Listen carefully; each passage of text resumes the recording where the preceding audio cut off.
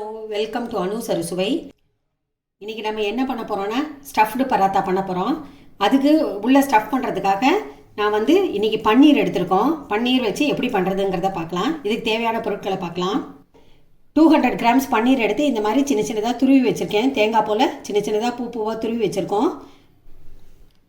2 cup கோதுமை மாவு எடுத்து ஒரு கரண்டி நெய் விட்டு தண்ணி விட்டு பிசைஞ்சு வச்சுருக்கோம். ஒரு 1/2 அன் ஹவர் இது ஊற வைக்கணும். நம்ம சப்பாத்திக்கு மாவு பிசைறது போலவே பிசைஞ்சு வச்சுக்கணும். ஆனால் கொஞ்சம் இந்த மாதிரி லூஸாக, இங்கே பாருங்கள், இது வச்சா உள்ளே போகும். அந்த மாதிரி கெட்டியாக பிசையாமல் லூஸாக பிசைஞ்சு வச்சுக்கணும்.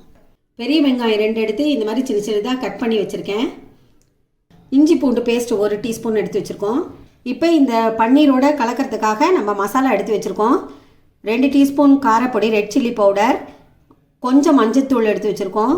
அடுத்தது garam masala 1 teaspoon, coriander powder, மல்லித்தூள் 1 டீஸ்பூன் எடுத்து வச்சுருக்கோம். மிளகுத்தூள் 1/2 டீஸ்பூன் எடுத்து வச்சுருக்கோம். அடுத்தது கொஞ்சம் சால்ட், அதுக்கு தேவையான அளவு சால்ட்டு சேர்த்துக்கணும், அது எடுத்து வச்சுருக்கேன். இப்போ எப்படி பண்ணுறதுங்கிறத பார்க்கலாம். இப்போ ஸ்டவ் பற்ற வச்சுக்கலாம். பேன் வச்சுருக்கேன். இப்போ இதில் 2 டீஸ்பூன் எண்ணெய் விட்டுக்கலாம்.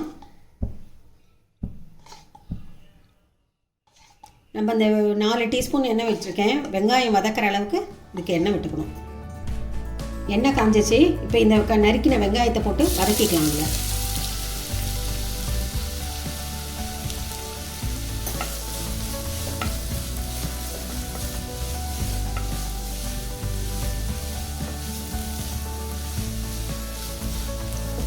இஞ்சி பூண்டு பேஸ்ட் அரைச்சி வச்சதையும் இதில் சேர்த்துக்கலாம்.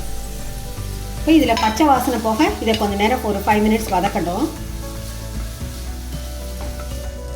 இப்போ பாருங்கள், வெங்காயம் நல்லா வதங்கிடுது. இஞ்சி பூண்டு பச்சை வாசனையும் போயிடுது. இப்போ நம்ம எல்லா பவுடரையும் இதில் சேர்த்துக்கலாம். ரெட் சில்லி பவுடர் 2 டீஸ்பூன் சேர்த்துக்கலாம். கொஞ்சம் மஞ்சத்தூள்,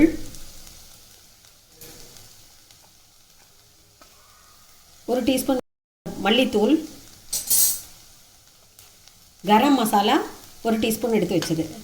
இப்போ இதுக்கு தேவையான உப்பையும் சேர்த்துக்கலாம். நம்ம ஏற்கனவே சப்பாத்தி மாவில் உப்பு போட்டு பசஞ்சிருக்கோம். ஸோ இதுக்கும் கொஞ்சம் கம்மியாக சேர்த்துக்கணும்.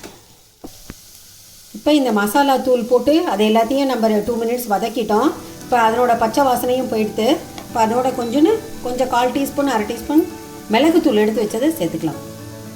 இப்போ இந்த பன்னீரை போட்டு இதில் பரட்டிக்கலாம். பன்னீரை பச்சையாக பண்ணுறதை காட்டிலும் இந்த மாதிரி வதக்கி ஒரு 2 மினிட்ஸ் வதக்கி போட்டால் தான் அதனுடைய டேஸ்ட் நல்லாயிருக்கும். எல்லாம் ஒன்று போல் சேர்ந்து வரும்.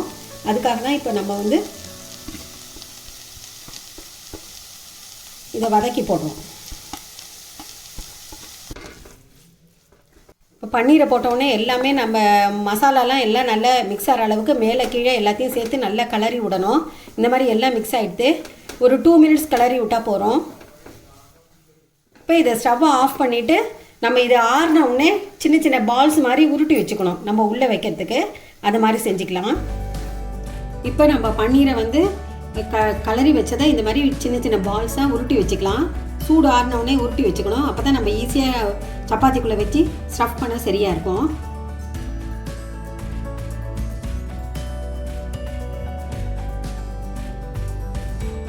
இப்போ இந்த சைஸில் மாவு எடுத்து உருட்டி வச்சுருக்கேன். இப்போ சப்பாத்தி இடலாம். இந்த அளவுக்கு சின்ன சப்பாத்தியை இட்டுட்டு இப்போ அந்த நம்ம உருட்டி வச்ச உருண்டை எடுத்து இதில் வச்சு மூடணும்.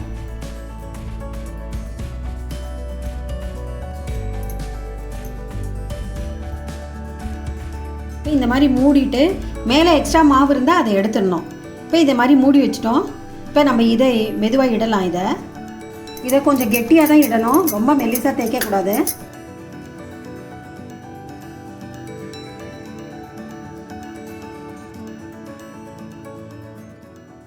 இப்போ இது ஃபுல்லாக இட்டுட்டோம். இப்போ இதை எடுத்து கல்லில் போட்டுக்கலாம். கல் வச்சுருக்கேன். இப்போ இந்த இதில் போட்டு ஸ்டவ்வை சிம்மில் வச்சுக்கோங்க.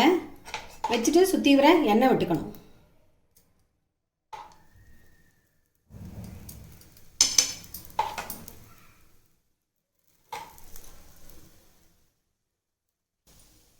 சொட்டு எண்ணெய் விட்டுக்கலாம். நல்ல எண்ணெய் விட்டோன்னே நல்லா உப்பி வருது பாருங்கள்.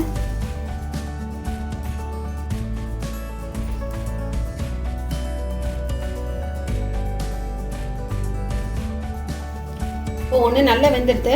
இப்போ நம்ம இதை எடுத்துக்கலாம். நம்மளுடைய பராத்தா ரெடி ஆகிடுது. இன்னொன்று இட்டுட்டோம். இப்போ இதை போட்டுக்கலாம். இன்னொன்று போட்டுக்கலாம். சுற்றி வர நல்ல எண்ணெய் விட்டுக்கலாம்.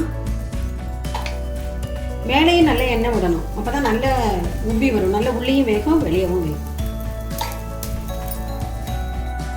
இப்போ மூணாவதும் போட்டு எடுத்துட்டோம். இப்போ கல்லில் போட்டு எடுத்தாச்சு. நம்மளுடைய பன்னீர் பராத்தா ரெடி ஆகிடுச்சு. சுட சுட இது சாப்பிடும்போது ரொம்ப சூப்பராக இருக்கும். இப்போ நம்மளுடைய பன்னீர் பராத்தா ரெடி ஆகிடுச்சு. பன்னீர் வந்து குழந்தைங்களுக்கு ரொம்ப பிடிக்கும். டேஸ்ட்டாக விரும்பி சாப்பிடுவாங்க. பெரியவங்களுக்கும் அது நல்லது, ஹெல்த்துக்கு நல்லது. பன்னீரோட இந்த மாதிரி டிஃப்ரெண்ட் வெரைட்டி செஞ்சு சாப்பிடும்போது நம்மளுக்கே நல்லாயிருக்கும். இப்போ பன்னீருக்கு தொட்டுக்க நம்ம வந்து வெங்காயம் போட்டு ரைத்தா தொட்டுன்னு சாப்பிட்லாம். அல்லது கேர்டில் வந்து ரெட் சில்லி பவுடரும் சால்ட்டு போட்டு மிக்ஸ் பண்ணி தயிர் தொட்டுன்னு சாப்பிட்லாம். சூப்பராக இருக்கும். சுட சுட சாப்பிடும்போது அட்டகாசமான அருமையாக இருக்கும், டேஸ்ட்டாக இருக்கும். நீங்களும் செஞ்சு பாருங்கள். Stay home, stay safe. Like பண்ணுங்கள், ஷேர் பண்ணுங்கள், சப்ஸ்கிரைப் பண்ணுங்கள். தேங்க்யூ, பாய். மீண்டும் அடுத்த வீடியோவில் சந்திப்போம்.